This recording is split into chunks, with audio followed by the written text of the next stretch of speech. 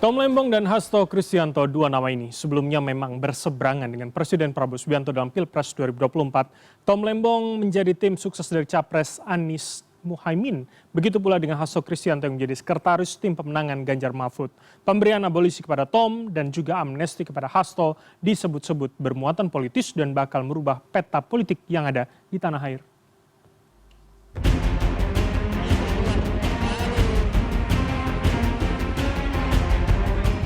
Hasto Kristianto, Sekjen PDI Perjuangan di Pilpres 2024, menjadi sekretaris tim pemenangan nasional Ganjar Mahfud. Perjuangan Hasto membawa Ganjar Mahfud memenangi kontestasi politik kandas setelah Ganjar Mahfud perolehan suaranya di posisi ketiga dalam Pilpres. Pilpres usai, perjuangan Hasto belum berakhir. Hasto harus berjuang membela dirinya setelah terseret kasus dugaan suap pergantian antar waktu anggota DPR Harun Masiku. Hasto akhirnya divonis 3,5 tahun penjara pada 25 Juli 2025. Sementara Harun Masiku masih buron dan misteri keberadaannya. Tidak hanya Hasto, Tom Lembong juga berseberangan dengan Prabowo di Pilpres 2024. Tom Lembong menjadi bagian dari tim sukses Anies Caimin yang menjadi rival Prabowo Gibran. Usai Pilpres, Tom Lembong terseret kasus korupsi impor gula dan divonis 4,5 tahun penjara di 18 Juli.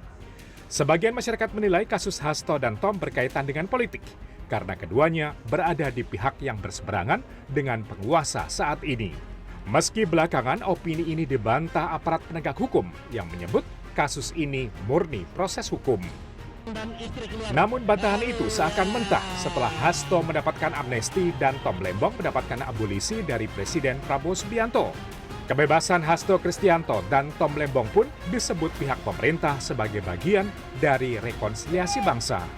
Bukan soal presiden sama sekali tidak mencampuri urusan proses hukum. Tetapi presiden punya pertimbangan bagaimana seluruh kekuatan politik itu bisa bersama-sama membangun republik ini dengan apalagi sebentar lagi kita akan merayakan 80 tahun Indonesia merdeka.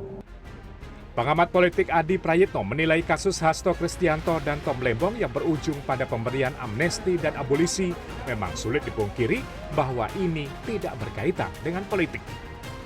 Adi Prayitno menilai langkah Presiden Prabowo Subianto memberikan kebebasan kepada Hasto dan Tom Lembong bakal membuat posisi politik pemerintah semakin kuat. Kebijakan pemerintahan Prabowo Gibran diperkirakan bakal mulus ke depannya.